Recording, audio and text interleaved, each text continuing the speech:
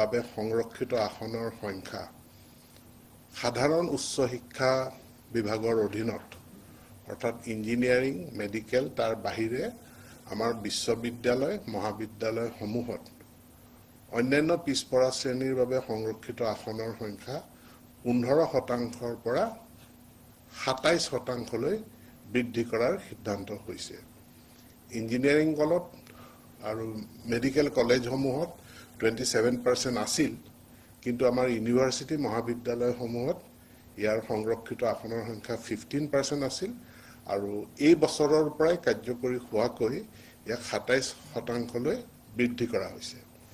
আৰু 27%লৈ বৃদ্ধি কৰাৰ লগে লগে আমাৰ বিভিন্ন বিশ্ববিদ্যালয়সমূহত অন্যান্য পিছপৰা শ্ৰেণীৰ কোটাৰ ভিতৰতে 6টা জনগোষ্ঠী টাই আহোম, মৰাণ, মটক, চুতীয়া, কোচ ৰাজবংশী, চাহ জনজাতি তেওঁলোকৰ কাৰণে বিশেষভাৱে উইদিন 27%ৰ ভিতৰতে তেওঁলোকৰ কাৰণে আসন সংৰক্ষণৰ ব্যৱস্থা কৰা হৈছে।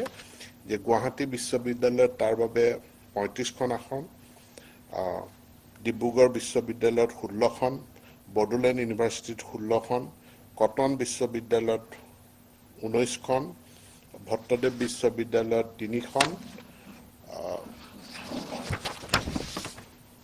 আসাম উইমেন ইউনিভাৰ্চিটিত 7খন, ৰবীন্দ্ৰনাথ টেগুৰ ইউনিভাৰ্চিটিত 2খন আৰু কেইখনমান বিশ্ববিদ্যালয়ত নতুনকৈ স্থাপিত হৈছে। তাত নামভৰ্তি এবাৰ আৰম্ভ হোৱা নাই, আসনৰ সংখ্যা নিৰ্ধাৰিত হোৱা নাই। গতিকে এই বিশ্ববিদ্যালয়সমূহত অন্যান্য পিছপৰা শ্ৰেণীৰ ছাত্ৰ ছাত্ৰীয়ে 27% সংৰক্ষণ লাভ কৰিব আৰু সেই 27%ৰ ভিতৰতে টাই আহোম, মৰাণ, মটক, চুতীয়া, কোচ ৰাজবংশী আৰু চাহ জনজাতিসকলে বিশেষ সংৰক্ষণৰ সুবিধা তেওঁলোকে লাভ কৰিব।